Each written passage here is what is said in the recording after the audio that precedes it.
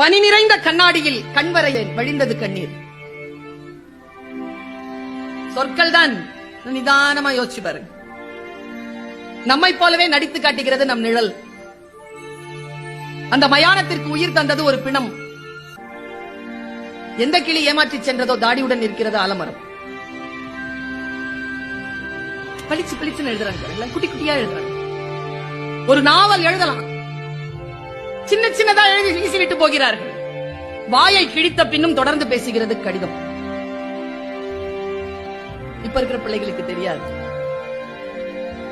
Lorry நிறைய மரம், இரையுடன் கூட்டை தேடும் தாய்க்குருவி. காற்றுக்கு சலிப்பதே இல்லை, ஒரே புத்தகத்தை 1000 முறை புரட்டுகிறது.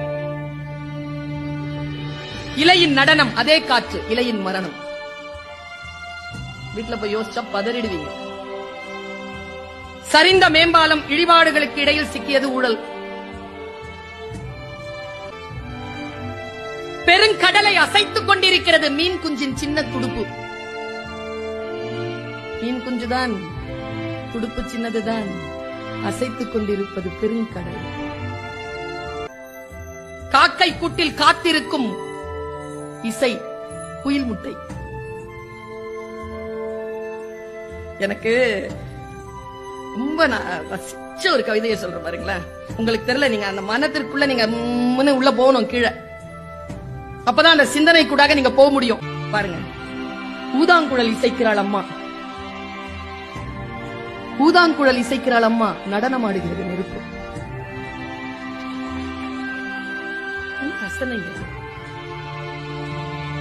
வறுமையால் படிப்பை பாதியோடு நிறுத்திவிட்டனர் எதிர்விட்டு லட்சுமியும் சரஸ்வதியும். குபேர மூலையின் சுவர் முழுக்க கடன் கணக்கு. யானைக்கு இனித்தது போலவே எறும்புக்கும் இனிக்கின்றன கரும்புகள். படத்தில் இருந்தாலும் ஆணி அடித்தே மாட்டப்படுகிறார் சிலுவையில் இயேசு. விழுந்த பின்னும் பறந்து பார்க்கிறது பறவையின் இறகு. விழுந்த பிறகும் பறந்து பார்க்கிறது பறவையின் இறகு. புகைப்படக்காரரை அசையாமல் நிற்க வைத்தது மலையருவி. மயிலிறகு குட்டி போட்டது பள்ளியின் நினைவுகளை.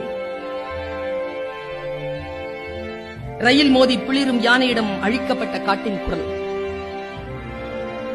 உடைந்த பானை, மிச்சம் இருக்கிறது கொஞ்சம் தண்ணீர்.